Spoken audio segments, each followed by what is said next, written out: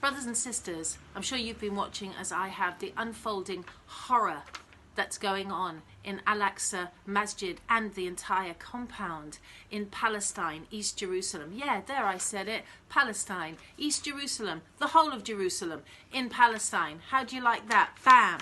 Listen, how would the world react if any other religion were being gunned down in cold blood? Over 500 injuries so far in their holiest days of their holiest months. Some of them whilst in prayer. We have the footage going live. Not on some of the mainstream media, of course, who call it clashes, as if a child at 4 a.m. who's in prayer is clashing with a man who's being armed by the United Kingdom and the United States with some of the heaviest artillery available in the world. That's not a clash.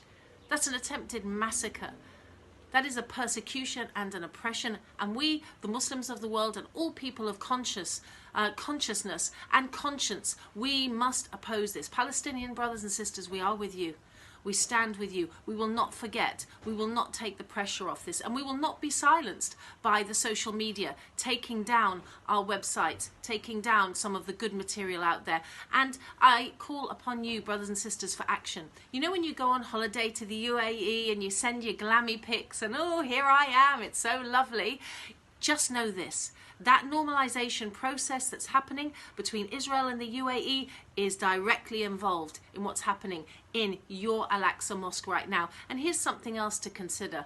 By the grace of Allah, not one salah, not one prayer would have been able to have been made in the last 70 years in Al-Aqsa except for this sacrifice of our Palestinian brothers and sisters.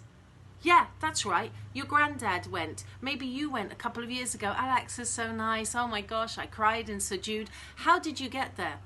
Did you have an hour at a checkpoint to moan about it? You know how you got in at all? Because the Palestinians endure 12 hours, 13 hours persecution, homes being forcibly taken from them, and they're being evicted and thrown into the streets.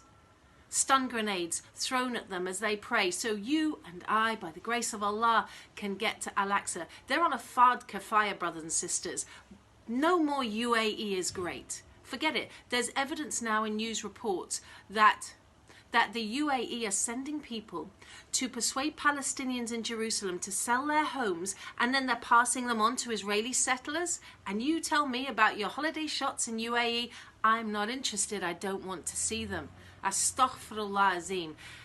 BDS, boycott, divestment, sanctions. It works. And Biden, please, don't tell us about your concern. We really don't care. And as for the United Nations, again, you know, a kind of shrug, or what can you do? Facts on the ground. Shame on you. We'll do this ourselves, inshallah. Palestine will be free.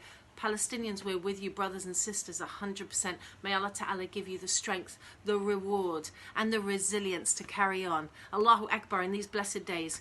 Remember Palestine, and remember, the blood of the believer is worth more than bricks and mortar.